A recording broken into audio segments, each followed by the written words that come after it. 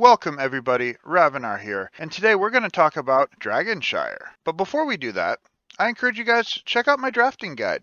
I'm going to post a link to that down below in the description. And I do want to remind you guys that the purpose of this guide are to give you guys a few quick tips and tricks on maybe a few ways to improve on this map. But without any further ado, let's hop in.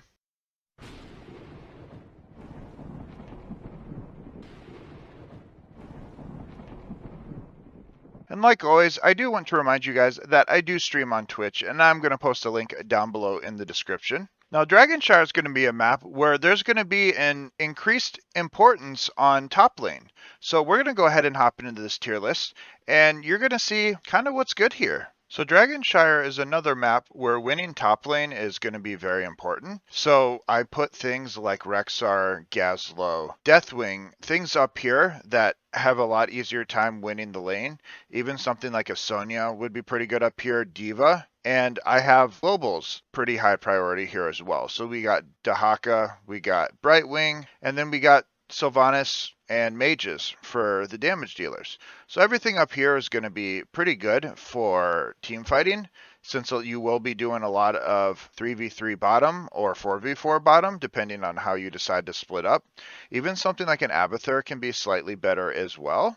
And then on the flip side, something like a Cho'Gall isn't really going to be as good here because of the way that you're going to be fighting and the fact that you can't really afford to have a Cho'Gall in the Dragonite. Not really going to be as good here in my opinion at least. Something like a Butcher going to have a little bit harder time stacking with the nature of the way the map plays out.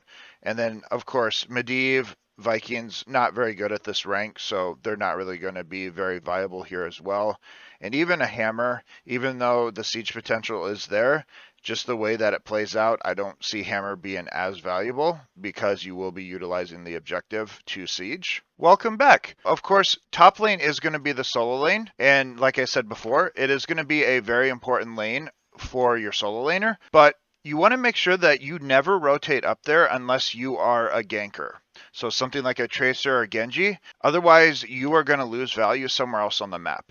What you want to do instead is use your 4-man to either push bottom or double soak mid and bottom. You never want to send your characters top lane because it's going to make you lose value somewhere else on the map, especially if you see your opponent doing that.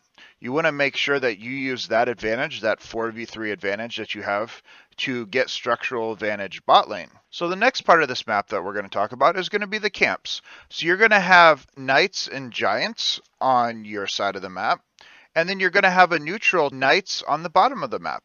Now, one thing to keep in mind is these camps can be very powerful, but you got to make sure that you are not giving up the objective to get a camp. But one common strategy you can use is if you end up with a player advantage via kills, you can take your giants and the knights bot lane, and you want to combine them together and push the lane as 4. That gives you a decent amount of structural damage from the giants, and the spell aura from the knight camp helps you siege pretty safely and really effectively. So as you've noticed here, bot lane is going to be your priority lane here because of all the camps that you can utilize down there.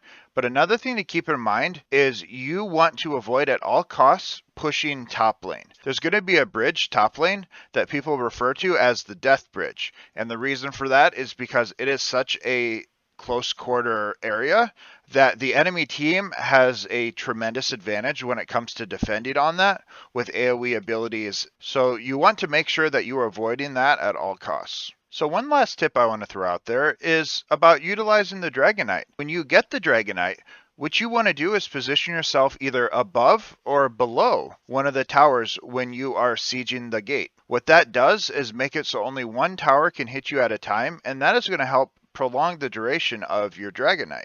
Alright, that's going to be it for my quick tip guide on Dragon Shire. Of course, if you like this video, make sure that you comment and subscribe, like, hit the notification button. But most importantly, have a good night, everybody. I'm coming to you right